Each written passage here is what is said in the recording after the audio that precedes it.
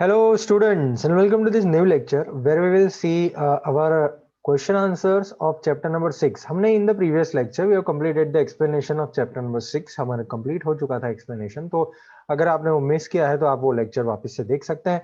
Question answers जो chapter number 6 के हैं वो मैंने आपको यहाँ पे परोस दिए हैं. आप देख लीजिए यहाँ पे पहले सारे क्वेश्चंस हैं जो आपके टेक्स्ट बुक के अंदर है. भाई वो उसका आंसर है उसके नीचे नेक्स्ट पेज से. How does the charter of United Nations begin? Obviously वो जैसे कॉन्स्टिट्यूशन में शुरू होता था वैसे ही प्रीएम्बल से शुरू होता है. कोल्ड वॉर की शुरुआत कहां से हुई थी? कोल्ड वॉर की शुरुआत बर्लिन ब्लॉकेड से मानी जाती है कि बर्लिन ब्लॉकेड जब हुआ रशिया और अमेरिका और जो भी अपने यूरोपियन नेशंस थे जो उनके साथ जो लफड़ा हुआ उस वजह से बर्लिन ब्लॉकेड को माना मतलब बोला जाता है कि बर्लिन ब्लॉकेड कोल्ड वॉर की शुरुआत है. ठीक है, चलिए अब बात करते हैं कौन सी आइडियोलॉजी सोवियत यूनियन के अंडर जो कंट्रीज आते थे कौन सी आइडियोलॉजी फॉलो करते थे? तो भाई वो थी सोशलिस्टिक. सोशलिस्टिक का दूसरा नाम है कम्युनिस्ट.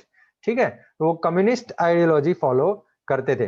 भाई who was the promoter of non align movement from India? तो वो ऑब्वियसली पंडित जवाहरलाल नेहरू थे. पंडित जवाहरलाल नेहरू के बारे में हमने बात करी थी कि वो नॉन अलाइन मूवमेंट में सबसे बड़े लीडर थे. लीडरशिप में नॉन अलाइन मूवमेंट उन्होंने शुरू करी थी. Which policy played an important role to the international politics? में इंटरनेशनल पॉलिसी में कौन सी पॉलिसी ने ज्यादा इंपॉर्टेंट रोल प्ले किया है?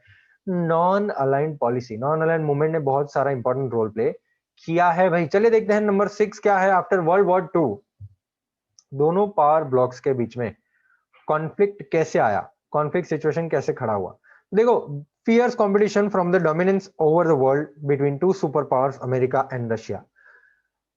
सबसे पहले तो दो सुपर पावर्स बन गए अमेरिका और रशिया. दोनों के बीच में बढ़िया कंपटीशन चल रहा था. फियर्स भारी कंपटीशन चल रहा था और कंपटीशन जो था वो किसका किसका था? एक तो सबसे पहले तो आर्मी का कंपटीशन था. भाई आर्मी के लिए कॉम्पीट कर रहे थे, मिलिट्री ग्रुप्स के लिए कॉम्पीट कर रहे थे. अपना डोमिनेंस बढ़ाने के लिए, अपना जो दबदबा है वो बनाने के लिए वो अंदर कंपटीशन कर रहे थे और कोल्ड वॉर हुआ. भाई ये रिलेशन की वजह से दोनों सुपर पावर्स के बीच में कॉन्फ्लिक्ट हुआ और मतलब सुपर पावर्स के बीच में एक रिलेशन जो है वो स्ट्रेसफुल बन गए थे वर्ल्ड वॉर 2 के बाद. What were Pandit Jawaharlal Nehru's thoughts on the policy of non alignment? Non alignment की पॉलिसी जो है उस पर जवाहरलाल नेहरू के थॉट्स क्या थे? देखो भाई नेहरू जी जो थे वो ऐसा मानते थे, बिलीव ऐसा करते थे कि मूवमेंट जो है वो इटसेल्फ एक रोल प्ले कर रहा है. कौन सा रोल? कि भाई जो वर्ल्ड के सबसे पुअरेस्ट नेशंस है, सबसे गरीब नेशंस है, ठीक है, जो एक्सप्लॉइट हो गए हैं, जो मार्जिनलाइज्ड किए गए, अलग थलग कर दिए गए हैं, ये पुअरेस्ट नेशंस को आगे बढ़ाना है. ठीक है, मतलब ये जो मूवमेंट शुरू किया था वो ये पुअरेस्ट नेशंस वो कोई भी ब्लॉक से नहीं, वो इकोनॉमिक डेवलपमेंट चाहते थे. तो इस वजह से कि वर्ल्ड के पुअरेस्ट नेशन जो है वो एक्सप्लॉइटेड हो चुके थे, मार्जिनलाइज्ड हो चुके थे, अब वो उनके साथ नहीं रहना चाहते थे. ठीक है, और सुपर पावर्स को हम सपोर्ट करें उससे अच्छा तो हम एक अलग यूनिपोलर वर्ल्ड बनाए. हम बोल सकते हैं कि एक अलग वर्ल्ड बनाए, एक अलग पोल बनाए, तीसरा पोल बनाए, non aligned movement, third world country बनाए. और वो वेस्ट की जो सोच है, वेस्ट हेगमनी, अनकोलोनियलिज्म, नियो कोलोनियलिज्म, तो वेस्ट की जो सोच है वो हमको नहीं चाहिए. हमको डेवलपमेंट चाहिए. प्लीज भैया हमको छोड़ दो. अमेरिका रशिया हमको भूल जाओ, हमको मत गिनो आपके साथ. भाई हम नॉन अलाइंड हैं, हम किसी को सपोर्ट नहीं करते और किसी से झगड़ा भी नहीं चाहते हैं. हमको कोलोनियलिज्म से अपोज है. ठीक है, हम कोलोनियलिज्म के अपोज कर रहे हैं. हम वेस्टर्न हेगमनी, वेस्टर्न की जो सोच है उससे हम अपोज कर रहे हैं. हमको ये मूवमेंट जो है मतलब आपको ज्वाइन करना नहीं है. तो ये सोच थी जवाहरलाल नेहरू की नॉन अलाइनमेंट मूवमेंट के ऊपर. चलिए, न्यूक्लियर नॉन प्रोलिफरेशन ट्रीटी क्या होता है? इंडिया ने क्यों नहीं साइन किया? भाई न्यूक्लियर नॉन इफेक्टिव ट्रीटी या नॉन प्रोलिफरेशन ट्रीटी एक ऐसी ट्रीटी है जो न्यूक्लियर वेपन्स और मिसाइल्स को दूसरे कंट्रीज में स्प्रेड होने नहीं देती है. यूनाइटेड नेशंस ने बोला कि भाई आप ज्वाइन कर दीजिए ये न्यूक्लियर नॉन प्रोलिफरेशन ट्रीटी, आप ज्वाइन करिए, और टेस्ट बैन ट्रीटी आप ज्वाइन करिए. लेकिन नहीं, ये गलत था. हमको क्यों न्यूक्लियर एनर्जी से हमको अलग करना चाहते हैं? हम न्यूक्लियर एनर्जी क्यों ना बनाएं? हम न्यूक्लियर बॉम्ब्स क्यों ना बनाएं? अगर हमारा पड़ोसी न्यूक्लियर बॉम्ब बना सकता है पाकिस्तान न्यूक्लियर बॉम्ब जनरेट कर सकता है, तो भाई हम क्यों ना करें, न्यूक्लियर बॉम्ब बनाए क्यों नहीं है। हमको रोका गया था, हमको यूनाइटेड स्टेट्स ने रोका था, लेकिन हम हमारे नेशनल इंटरेस्ट का ज्यादा ध्यान रखना जानते हैं। हम अपना नेशनल इंटरेस्ट का ध्यान रख सकते हैं, हमको मालूम है कि क्या जरूरी है क्या नहीं है, ठीक है। तो इसी वजह से इंडिया ने वो साइन नहीं किया। चलिए सेक्शन सी पे आते हैं, भाई क्या है देखते हैं। Give reason the following statements. अच्छा, यूनाइटेड नेशंस के एस्टेब्लिशमेंट के बारे में बात करनी है, जो आपके टेक्स्ट बुक में पहले ही पेज पे दिया हुआ है। चलिए कोई दिक्कत नहीं है, चलिए 1 2 3 4 5 पॉइंट है, देखिए ध्यान से। The disturb state of mind and the horrors of the world war two persuaded human beings to once again make effort for peace and protection of independence। भाई देखो, वर्ल्ड वॉर टू के बाद जो भयानकता लोगों ने देखी वर्ल्ड वॉर टू की, जो माइंड डिस्टर्ब हो गया वर्ल्ड वॉर टू के बाद, इसके बाद ह्यूमन बींग्स को पता चला कि भाई हमको शांति और इंडिपेंडेंस का प्रोटेक्शन रखना पड़ेगा। शांति रखनी पड़ेगी, कोई मगजमारी चाहिए नहीं, शांति रखनी पड़ेगी दुनिया के अंदर, ठीक है। तो इसी वजह से यूनाइटेड नेशंस एस्टैब्लिश हुआ, तो इसी वजह से हमने एस्टैब्लिश करवाया, ऐसा बोल सकते हैं हम। 24 अक्टूबर 1945 में यूनाइटेड नेशंस एस्टैब्लिश हुआ था। भाई United Nations charter concludes that dismissal of war and constant urge for peace is the main objective of the United Nations। ये भी हमने पढ़ा हुआ था, ये हमने देखा था। यूनाइटेड नेशन चार्टर में मतलब वो शुरू होता है प्रियम्बल से, वो हमने देखा था, शुरू होता है प्रियम्बल से। तो यूनाइटेड नेशंस चार्टर के अंदर उनके मेन ऑब्जेक्टिव क्या है? मेन ऑब्जेक्टिव है कि भाई वॉर को डिसमिस करो, वॉर लड़ाना ही नहीं है, बातचीत से काम खत्म करो, ठीक है, और शांति बनाए रखो। Constant urge for piece, piece चाहिए, शांति चाहिए, और कोई लफड़ा चाहिए नहीं। देखो, in the end of the conference American president Truman नहीं है, वो एक्चुअली ट्रूमन है, TRUMAN। सॉरी स्टूडेंट्स, वो बीच में कट हो गया। ओके भाई, ये ट्रूमन है, TRUMAN, ठीक है, इसको करेक्ट कर देना। तो कॉन्फ्रेंस के एंड में अमेरिकन प्रेसिडेंट जो थे ट्रूमैन, ठीक है, उन्होंने मेंशन किया था अपने लेक्चर के अंदर कि भाई ये चार्टर पे साइन करके हम एक दुनिया ऐसी बनाएंगे जहां पे कोई जंग नहीं होगी, कोई भी जंग नहीं होनी चाहिए, और हर एक नेशन अपने अपने जो प्रॉब्लम्स है, अपने अपने जो डिफरेंस है, वो अपने आप शांति से सॉल्व करे, ठीक है, ईच अदर कोऑपरेशन के साथ वो सॉल्व करे। लीग ऑफ नेशंस एंड हो गया, ठीक है, लेकिन यूनाइटेड नेशंस शुरू हो गया। लीग ऑफ नेशंस तो खत्म हो गया, लेकिन यूनाइटेड नेशंस आ गया। दस यूनाइटेड नेशंस के एक्स प्रेसिडेंट श्री डैग हैमरशील्ड, ठीक है, उन्होंने बोला था कि यूनाइटेड नेशन जो है वो हमारा इंसानियत का एक भरोसा बनाए रखेगा, ठीक है, एक सिंबल है यूनाइटेड नेशंस, हमारे इंसानियत के भरोसे का, हमारे इंसान के भरोसे का एक सिंबल है, ठीक है। तो हमने ये बात की, give reasons for the following statement, establishment of the United Nations in the starting point of the new world. अब हम बात करेंगे, give reasons for the following statements. Cuban crisis is considered as the beginning of the end of world war. Cuban crisis वो बोला गया है cold war खत्म होने की बात, ठीक है, तो मतलब कोल्ड वॉर तब खत्म होना शुरू हो गया था। अमेरिका ने क्यूबा को ब्लॉक कर दिया था, जो उसके साउथ ईस्ट में है, ठीक है, नीचे है, तो साउथ ईस्ट में क्यूबा है, उसको ब्लॉक कर दिया था। अब क्यूबा को अमेरिका के पॉसिबल अटैक से बचाने के लिए सोवियत यूनियन ने भेजा बड़े से जहाजों को, और जहाजों के अंदर भर भर के न्यूक्लियर मिसाइल डाले। The Soviet Union send ships loaded with nuclear missiles in the Caribbean sea, वहां पे कैरिबियन सी पड़ता है, कैरिबियन सी में भेज दिया। दोनों सुपर पावर्स एक दूसरे को न्यूक्लियर वेपन्स यूज करने की बात से डरा रहे थे। फाइनली बहुत लंबे समय तक चला गया, डराने की बात तो लंबे समय तक चली। अमेरिका और सोवियत यूनियन ने बातचीत की हॉटलाइन पे पहली बार, और फिर सोवियत यूनियन डिसाइड किया कि भाई हम शिप्स को विड्रॉ कर लेते हैं, हमारी मिसाइल्स को विड्रॉ कर लेते हैं, ठीक है। तो अमेरिका ने भी नक्की किया कि भाई हम ये मिसाइल्स जो क्यूबा की तरफ रखे हुए उसको भी हटा देंगे, ठीक है। तो इसको हम बोलते हैं क्यूबन क्राइसिस। देखो, एक अच्छी बात हो गई, क्यूबन क्राइसिस हुआ तो वो समय पे वो दोनों सुपर पावर्स की आमने सामने बात हुई, बातचीत होना शुरू हुआ, नेगोशिएशन शुरू हुई, तो ये कम्युनिकेशन दोनों में शुरू हो गया है। तो अब क्लियर मिसअंडरस्टैंडिंग जो दोनों के दिमाग में था वो अब ओवर हो गया। तो दोनों ने न्यूक्लियर वेपन ना यूज करके ह्यूमन वेलफेयर का काम किया है, ठीक है। ये पूरा जो क्यूबन क्राइसिस की बात है वो and of the cold war माना जाता है, एंड खत्म होने आया कोल्ड वॉर। खत्म होना शुरू हो गया था तब क्यूबन क्राइसिस के समय पे।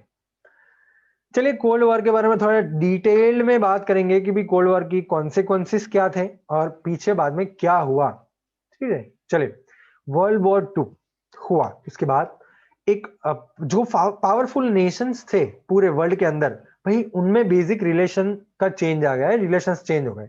ब्रिटेन और फ्रांस वो लोग वॉर में जीत तो गए थे, लेकिन वो ग्रेट पावर्स के पोजीशन पे नहीं रह पाए। ठीक है, क्योंकि जितना वो बर्बादी हुई थी ना, उसमें बहुत कुछ नुकसान हो गया था। जर्मनी, इटली और जापान, ये जो एक्सेस वाले नेशंस थे, वो तो इकोनॉमिकली, पॉलिटिकली, मिलिटरी हर तरह से वो हार ही गए थे, हर तरह से बर्बाद हो गए थे वो। अमेरिका और रशिया ये लीडर के रूप में एस्टैब्लिश हुए थे। ठीक है, अमेरिका और रशिया दोनों एक बड़े पावरफुल लीडर्स के रूप में, लेकिन वो बन गए टू राइवल ब्लॉक्स, दो राइवल ब्लॉक बन गए, कोल्ड वॉर शुरू हो गया था। सोवियत यूनियन ने जर्मनी के ईस्टर्न एरियाज को कैप्चर किया था, और ईस्टर्न स्टेट्स जैसे Austria, Albania, Hungary, Yugoslavia, Czechoslovakia, Poland, Romania, Bulgaria, Baltic states, तो ये सारे जो कंट्रीज हैं, ये सारे को सोवियत यूनियन ने कैप्चर कर लिया था। मीनवाइल डेमोक्रेटिक सिस्टम जो वेस्टर्न यूरोपियन कंट्रीज में एस्टेब्लिश हुआ था, वो ब्रिटेन और अमेरिकन फोर्सेस से, मतलब मदद के, ब्रिटेन और अमेरिकन फोर्सेस के मदद से वो लिबरेट हुए, फ्री हुए, फ्रीडम मिला उनको, डेमोक्रेसी मिला। तो ये एक कॉन्सिक्वेंसेस है कोल्ड वॉर का। कोल्ड वॉर के बाद ये सारी चीजें हुई। ओके, चलिए इंडिया और रशिया के रिलेशन के बीच में तो बहुत ही अच्छे रिलेशन है यार। इंडिया और रशिया के बीच में जो रिलेशन है, बहुत ही बढ़िया रिलेशन है। फर्स्ट पॉइंट देखिए, सोवियत यूनियन ने इंडिया को बहुत मदद की है भाई, तो मदद तो करेंगे ही ना, ऑब्वियसली हमारे फ्रेंड है वो, तो मदद तो करेंगे ही। सोवियत यूनियन ने इंडिया को मदद की है भाई, हैवी और की इंडस्ट्रीज को एस्टेब्लिश करने में। सोवियत यूनियन ने economically as well as technically, okay, as well as technically, और उनको मदद की, हमको भी मदद, अपने को मदद की है टेक्निकली। ठीक है, सोवियत यूनियन ने जम्मू एंड कश्मीर वाला जो इश्यू था, उसमें इंडिया की साइड ली थी। सोवियत यूनियन ने यूनाइटेड नेशंस सिक्योरिटी काउंसिल के अंदर वीटो पावर यूज किया था। भाई वीटो पावर क्या है, जम्मू एंड कश्मीर का जो इश्यू था ना, तो सब लोग पाकिस्तान पाकिस्तान, सोवियत यूनियन बनाया नहीं, इंडिया। ठीक है, तो ऐसा सोवियत यूनियन ने अपना वीटो पावर एक्सरसाइज किया, और जम्मू एंड कश्मीर जो है वो इश्यू के अंदर इंडिया का साथ दिया। तो रशिया और इंडिया के दोनों के बहुत ही बढ़िया क्लोज फ्रेंड रिलेशंस हैं। अब हम बात करते हैं क्यूबन क्राइसिस की। भाई क्यूबन क्राइसिस की तो वैसे हमने अभी बात करी, फिर भी थोड़ा डिटेल में ये क्यूबन क्राइसिस की बात हम कर लेते हैं। ठीक है, चले, अमेरिका ने ब्लॉकेड डिक्लेयर किया था कम्युनिस्ट क्यूबा जो उसके साउथ ईस्ट में है, और फिर सोवियत यूनियन ने शिप्स भेजे थे न्यूक्लियर मिसाइल भर भर के कैरिबियन सी के अंदर। ये तो हमने पढ़ा, जो आपका पॉइंट नंबर 1 है। पॉइंट नंबर 2, सुपर पावर एक दूसरे को डराने लगे हैं न्यूक्लियर पावर यूज करने के बाद। वर्ल्ड ऑलमोस्ट न्यूक्लियर वॉर के कगार पे था, on the verge of nuclear war. Finally, leaders of America and the Soviet Union had a talk on the hotline for the first time. So, for the first time, Soviet Union and America talked on the hotline. पहली बार उन्होंने hotline पे बात करी थी। दोनों party ने realise किया nuclear weapons बहुत ही तबाही मचाएंगे, और शॉर्ट में न्यूक्लियर वेपन्स नहीं यूज करना है, यही उसका उपयोग है। न्यूक्लियर वेपन्स का उपयोग यही है कि उसको यूज करना नहीं है, भयंकर तबाही मच जाती है उसका यूज करने से। ठीक है, सोवियत यूनियन ने डिसाइड किया कि भाई हम अपने शिप्स ले लेते हैं, ठीक है, वापस ले लेते हैं हम, और जंग जो है वो टल गई। और पूरा जो एपिसोड हुआ उसको हम बोलते हैं क्यूबन क्राइसिस। भाई कम्युनिकेशन शुरू हुआ दोनों सुपर पावर्स के बीच में, मिसअंडरस्टैंडिंग क्लियर हुई, और फिर लोगों के हित में उन्होंने न्यूक्लियर वेपन्स यूज किए नहीं। तो ये ऐसा माना जाता है कि क्यूबन क्राइसिस जो है वो it is the beginning of the end of cold war. Cold war खत्म होने की शुरुआत हो गई थी। अब बात करेंगे हम ब्लॉकेड ऑफ बर्लिन की। बर्लिन के ब्लॉकेड की हम बात करें तो क्या बात करें यार, जोरदार स्टोरी है, सुनिएगा ध्यान से। जर्मनी दोनों वर्ल्ड वॉर्स में मेन कॉज था। ठीक है, वर्ल्ड वॉर 2 में तो मुंह की खानी पड़ी उसको, ह्यूमिलिएटिंग डिफीट, एकदम हार गया वो।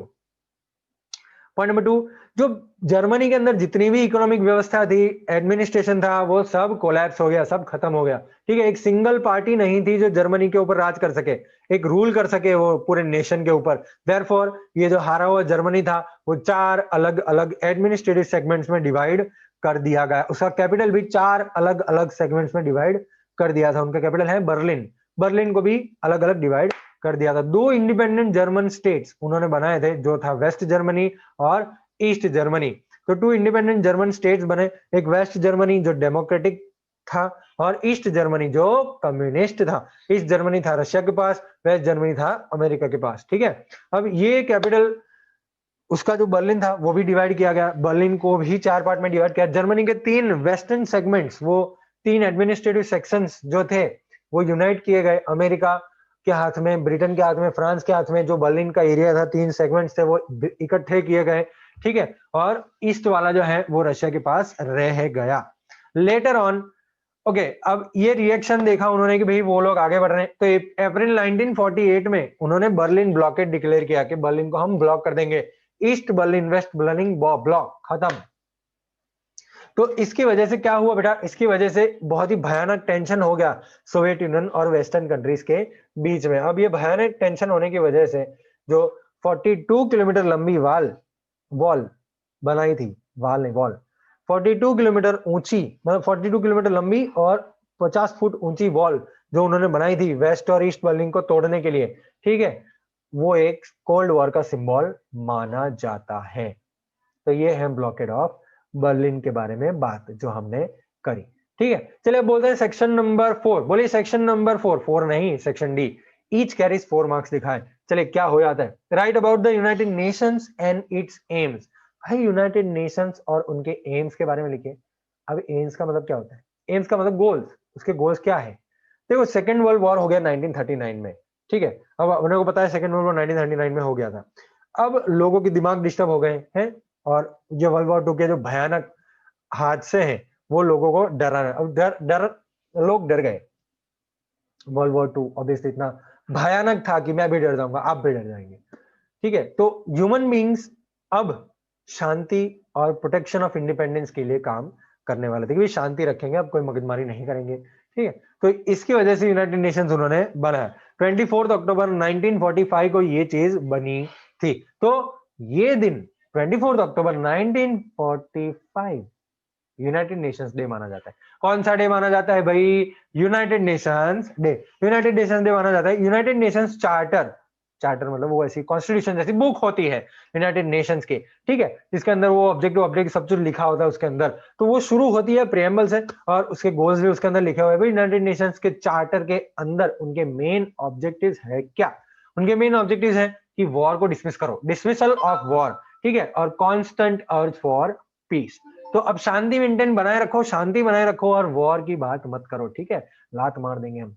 गोल्स की बात करें तो हमारे पास 1 2 3 4 4 गोल्स पॉइंट दिए हमारे पास, okay. There is a determination to save the future, नीचे देखिए, there is a determination to save the future generation from the pangs of war. भी हमने पढ़ा था टेक्स्ट बुक के अंदर, वही 4 पॉइंट यहाँ पे लिखे हुए हैं। मैं आपको समझा देता हूँ ये 4 पॉइंट है क्या, सुनिए।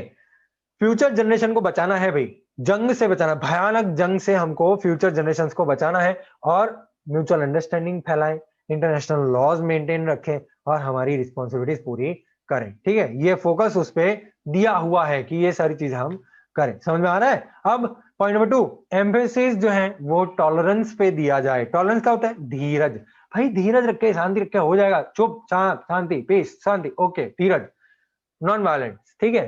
तो टॉलरेंस पे हम थोड़ा फोकस ज्यादा करें और पूरे वर्ल्ड को सोशली डेवलप करें, हैं, हम एक साथ डेवलप हो। पॉइंट नंबर 3, देखो जितने भी प्रॉब्लम्स इकोनॉमिक है, सोशल है, कल्चरल प्रॉब्लम्स हैं, वो सारे प्रॉब्लम्स यूनाइटेड नेशंस के साथ साथ सॉल्व करें। यूनाइटेड नेशंस को बताएं कि ये प्रॉब्लम्स है, ठीक है। ह्यूमन राइट्स से, जो ह्यूमन राइट्स का इश्यू है या बेसिक फ्रीडम का इश्यू है, तो वो सारी चीजें हम कंट्री में इंप्लीमेंट करवाएं, ह्यूमन राइट्स रखें, बेसिक फ्रीडम उनको दे। कोई भी कास्ट हो, कोई भी लैंग्वेज हो, कोई भी जेंडर हो, कोई भी रिलीजन हो, कुछ भी हो, ठीक है, अपने को फर्क पड़ता नहीं है। अपने को ह्यूमन राइट्स और बेसिक फ्रीडम होनी चाहिए। तो ये गोल है यूनाइटेड नेशन का कि वो चीज हमको मिले, ठीक है। चलिए अब 4th पॉइंट देखते हैं। लास्टली सारे नेशंस को अपील है भाई कोऑपरेशन करने के लिए, भाई आप कोऑपरेट करिए, हमारी जो बात है ये उसमें आप कोऑपरेट करिए और ये ऑब्जेक्टिव्स को अचीव करने में हमको मदद करिए। और अपना कितने क्वेश्चन बाकी हैं देख लेते हैं। Explain the meaning of policy of non alignment देखना है हमको, ठीक है। फिर डिसएंगेज यूनिफिकेशन जर्मनी देखना है, ओके। नेटो सीटो सेंटो वॉरसॉ पैक्ट देखना है और आर्मामेंट डिसआर्मामेंट, ओ माय गॉड। चलिए देख लेते हैं अरे कोई भी, जितना भी देर हो क्या फर्क पड़ता है।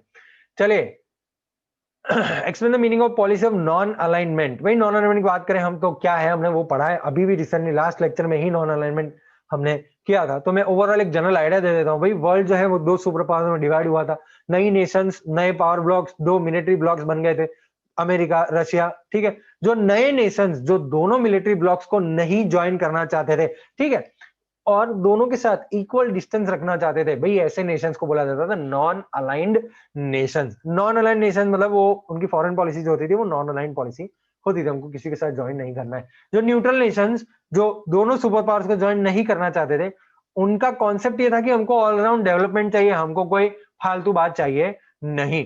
ओके, तो पंडित जवाहरलाल नेहरू के लीडरशिप के अंदर नॉन अलाइंड फॉरेन पॉलिसी जो है वो बनाई गई और नॉन अलाइंड मूवमेंट उन्होंने शुरू किया। नेहरू मानते थे कि इटसेल्फ जो वर्ल्ड के पुअरेस्ट नेशंस हैं वो एक्सप्लॉइटेड ही हैं, मार्जिनलाइज्ड ही हैं। अब वो सुपर पावर्स को अपोज करके एक ऐसा एक पोलर वर्ल्ड बनाना चाहते नहीं है, ठीक है। सुपर पावर्स को अपोज नहीं करना चाहते, किसी को अपोज नहीं करना है, हम अलग से रह गए, हमको कुछ चाहिए नहीं, वेस्टर्न नहीं रहना है, हमको न्यू कॉलोनियलिज्म नहीं चाहिए, कुछ नहीं चाहिए। और ये मूवमेंट जो है वो बहुत ही स्ट्रॉन्ग आगे बढ़ा था। अभी इसका इंपॉर्टेंस के बारे में बात करेंगे हम। इंपॉर्टेंस क्या है भाई? तो इसका इंपॉर्टेंस है कि ज्यादा से ज्यादा कंट्रीज ज्वाइन हो रही है नॉन अलाइन मूवमेंट में।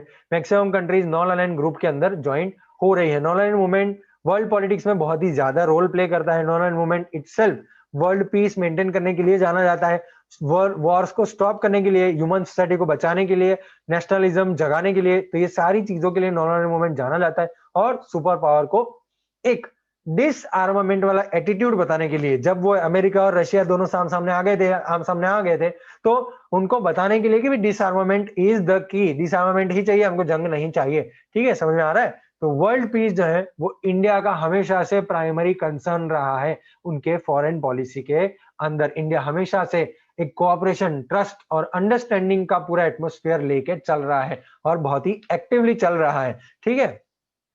चलिए भाई, अब बात करते हैं हम डिसग्रीगेशन एंड यूनिफिकेशन जर्मनी। तो भाई जर्मनी को 4 एडमिनिस्ट्रेटिव सेगमेंट्स में डिवाइड किया गया था। अमेरिका, ब्रिटेन, फ्रांस और रशिया का एडमिनिस्ट्रेशन कामकाज था। कैपिटल ऑफ जर्मनी बर्लिन था, वो भी 4 पार्ट में डिवाइड किया गया था। अमेरिका, फ्रांस, ब्रिटेन इन्होंने अपना ऑल्टरनेटिव अरेंजमेंट कर दिया।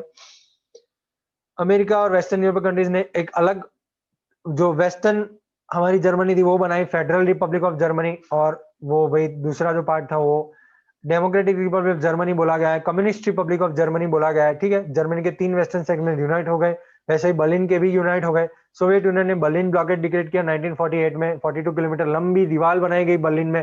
कोल्ड वॉर शुरू हो गया, एटमोस्फियर डिस्ट्रस्ट का बन गया, पावर ग्रुप्स हो गए।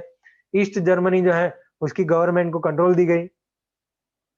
1990 तक बहुत सारे चेंजेस हुए, कोल्ड वॉर्स भी खत्म हो चुका था। तब देखा कि भाई ये सोवियत यूनियन जो है, ठीक है, वो टूट गया, पूरा सोवियत यूनियन डिसइंटीग्रेट हो गया। अक्टूबर 3 1990 को जर्मन भी यूनाइटेड हो गया, पूरा जर्मनी यूनाइटेड हो गया। लोग जर्मन वॉल गिरा रहे थे, भाई एक सिंबल था वो जर्मन डिवीजन का, वो उन्हें तोड़ दिया, जर्मन को एक कर दिया। लोग जर्मनी में बर्लिन वॉल जो है, ठीक है, वो तोड़ने की जो बात कर रहे हैं, वो बोल रहे हैं कि भाई अब यहाँ पे कोल्ड वॉर का एरा खत्म हो गया, कोल्ड वॉर खत्म हो गया। तो 1990 में जर्मनी ने बहुत मेहनत करी और उसके बाद एक स्ट्रॉन्ग इकोनॉमिक नेशन बना है, और उसके बाद अभी स्ट्रॉन्गेस्ट इकोनॉमिक पावर बना है यूरोप के अंदर। तो पॉजिटिव साइड है। सॉरी स्टूडेंट्स, नेट चला गया था भाई अपना, नेट चला गया था, तो क्या कर सकते हैं, आप कुछ नहीं कर सकते भाई, नेट से चलता है ये, ठीक है। चलिए ओके, तो अब हम बात करेंगे मिलिट्री ब्लॉक्स, नेटो, सीटो, सेंटो, वॉर्स पैक्ट की। अपने पास टाइम तो है नहीं, लेकिन चलिए नेक्स्ट लेक्चर में बात करेंगे नेटो। चलो 1 2 3, ये 3 क्वेश्चन ही रह गए हैं, ठीक है। तो ये 3 क्वेश्चन के बारे में हम नेक्स्ट लेक्चर में बात करेंगे, मैं याद रखूंगा। कौन सा है क्वेश्चन नंबर 18, तो 18 से शुरू करना है और फिर एक नया चैप्टर हमको शुरू करना है, ठीक है, एसएस में। चलिए बात करेंगे नेक्स्ट लेक्चर में 18 नंबर से। अभी तक आपने जितने क्वेश्चन आंसर देखे हैं वो आपके लिए बहुत ही इंपॉर्टेंट है, और समझ लीजिएगा कि इसमें से ही आपके एग्जाम के अंदर क्वेश्चंस आ सकेंगे, इसमें से ही एग्जाम के अंदर क्वेश्चंस आएंगे। तो ये समझ लीजिएगा बेटा कि ये आपको फेयरबुक के अंदर लिखने हैं, फेयरबुक के अंदर कंप्लीट कर दीजिएगा, ठीक है। मिलेंगे हम नेक्स्ट लेक्चर में, बात करेंगे आगे। Bye bye for now.